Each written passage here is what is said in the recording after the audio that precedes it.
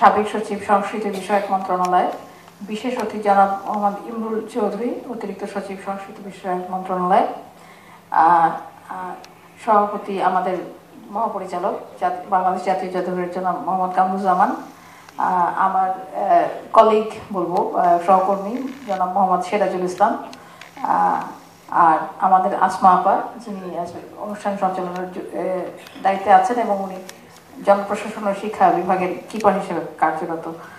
আর সামনে উপবিষ্ট সকল দর্শক সারিতে যারা আছেন সবাইকে আমার সালাম এবং শুভেচ্ছা। আর শুভ মধ্যাহ্ন ঠিক বলা যাচ্ছে না, আবার শুভ সকালও বলা যাচ্ছে না, ঠিক একটা ক্রান্তি লগ্নের মধ্যে আছি আমরা, তো সেই জন্যই সালাম আর শুভেচ্ছা। তো আমি জি জি জি শুভ সময়। আচ্ছা, থ্যাংক ইউ স্যার, শুভ সময়। তো আপনাদেরকে আমি এখানে মানে হঠাৎ করে মানে একটু ওভারওয়েলমড হয়েছিলাম যে আমাকে বলা হলো যে আলোচক হিসেবে পেপারটি পড়ার জন্য। তো তারপর থেকে আমি সেরাজুলকে খালি তাগাদা দিচ্ছি যে দ্রুত পেপারটা দেন, পড়ে দেখি আসলে কি নিয়ে কথা বলবো, কারণ আমি আসলে আলোচকের ভূমিকায় কখনোই খুব ভালো না আর কি, কারণ আমি খুব বেশি করলে একটু বেশি করি, আবার না করলে একেবারেই করি না, মানে হয় আমি এক্সট্রিম ক্রিটিক আর না হলে আমি এক্সট্রিম মানে প্রশংসায় ইয়ে। তো আমি খুব নিরপেক্ষ ভঙ্গিতেই সিরাজুল সাহেবের পেপারটা পড়লাম, খুব ভালো কাজ হয়েছে, it's a very good compilation, এই কারণে বলবো। এবং আমি সিরাজুল ইসলাম সাহেবকে বললাম যে এই কাজটা আপনি অবশ্যই পাবলিশ করবেন, একটু ভালো জায়গায় পাবলিশ করবেন। সময়ের স্বল্পতার কারণে উনি পড়তে পারেননি পুরোটা, কিন্তু আমি পেপারটা পড়েছি, it's a very comprehensive work.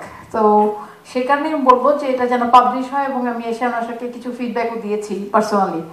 তো সেইখানে আমি একটু বলি একটা জিনিস একটু মাথায় রাখা দরকার, যে আমি আমার আর্কিওলজিক্যাল পার্সপেক্টিভ থেকে বলবো যে আমরা একটু যদি পিছনে ফিরতে পারি, মানে যখন we are talking about muse, the seat of 9 muses, 9 জন দেবী আমরা বলি ক্লাসিক্যাল পিরিয়ড, আমি তার আগে আর গেলাম না, কারণ আমরা মেসোপটেমিয়াতেই সর্বপ্রথম আসলে পাচ্ছি যে জাদুঘরের ধারণাটা কি, সেটা আমরা দেখতে পাচ্ছি রাজা নেবুনিরাসের কন্যা এন্নিগাল্ডি নানা, উনি প্রথমে এটা করেছিলেন এবং উনি এটা বলেছেন যে উনি কালেক্ট করছেন ফর শিক্ষা, এবং বলা হচ্ছে শি হ্যাড এ স্কুল। উনি কিছু গ্রুপ অফ স্টুডেন্টসকে নিয়ে উনি এই জিনিসটা দেখতেন, যে কোনো একটা অবজেক্ট, সেটা হতে পারে কোনো জীবাশ্ম, সেটা হতে পারে কোনো ফুল ফল লতা পাতা বা প্রাণীর হাড় স্কেলেটন, সেই জিনিসগুলো নিয়ে উনি করেছেন, মানে কাজ করেছেন। সেটা আমরা যে ক্লে ট্যাবলেটগুলি পাচ্ছি, কিউনিফর্ম ক্লে ট্যাবলেট, সেইখানে আমরা জানতে পারছি যে it was also a teaching school, it was a collection house but it is a teaching school. আর মিউজিয়াম কথাটা তো আসলে রেনেসাস পিরিয়ডের একটা কয়েন, একটা টার্ম আমরা বলি যে সিট অফ 9 মিউজেস। তো মিউজিয়াম কথাটা আসলে সিরাজুল সাহেব তার প্রবন্ধে বলেছেন যে কখন মিউজিয়াম কথাটা আসলে আমরা গ্রহণ করলাম। তো 9 মিউজেস হলেও সমস্যা নেই, সমস্যা হচ্ছে যে এগুলি ছিল এক একটা কালেকশন হাউস। বেশি আমি একটু দ্রুত বলি, ক্লাসিক্যাল পিরিয়ডে গ্রিক আর রোমে আমরা পাচ্ছি temples at the collection house.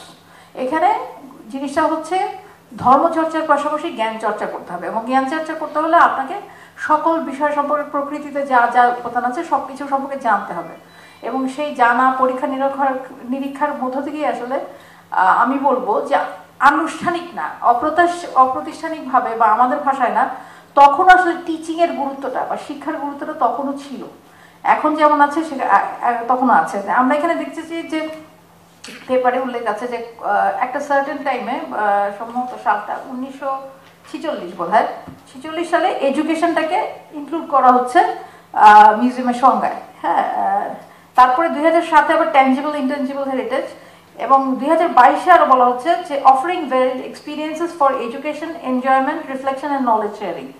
অর্থাৎ এই শিক্ষার গুরুত্ব ক্রমেই বাড়ছে, যতই সময় যাচ্ছে ততই শিক্ষার ভ্যারিয়েশন বাড়ছে এবং গুরুত্ব বাড়ছে। এবং আমরা বলবো যে কোভিড সময় আমাদেরকে কোভিডের সময়টা আমাদেরকে আরেকটা বড় একটা আই ওপেনিং দিয়েছে, সেটা হচ্ছে ডিজিটাল লার্নিং ল্যান্ডস্কেপ, অর্থাৎ অনলাইনে শিক্ষা। তো আমার কাছে মনে হয় যে এই প্রবন্ধ পাঠের একটা আউটকাম হতে পারে যে আমরা যেন অনলাইনেও কিছু কিছু জিনিস আমরা বাংলাদেশের জাদুঘরগুলিতে প্রবর্তন করতে পারি, অর্থাৎ ছোটখাটো, খুব বেশি না।